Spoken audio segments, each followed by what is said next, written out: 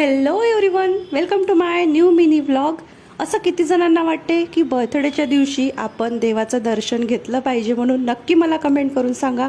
आज होता आमच्या लाडक्या ईशांचा बर्थडे, तर आम्ही गेलो होतो दर्शनासाठी गणेश टेकडीला. ताई वगैरे सोबत होती आणि बऱ्याच दिवसानंतर मी गणेश टेकडीला गेली होती. बऱ्याच दिवसानंतर म्हणण्यापेक्षा बऱ्याच वर्षानंतर खूप काही चेंजेस झालेले आहेत.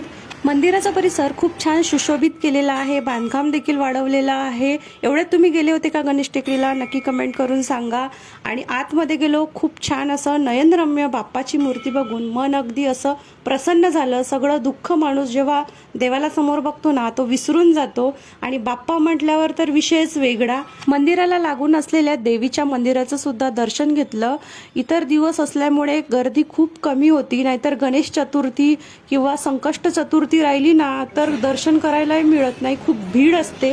पण खूप छान दर्शन झालं. खूप छान नयनरम्य परिसर डेव्हलप केलेला आहे. नक्की व्हिजिट करा एवढ्यात जर गेले नसाल.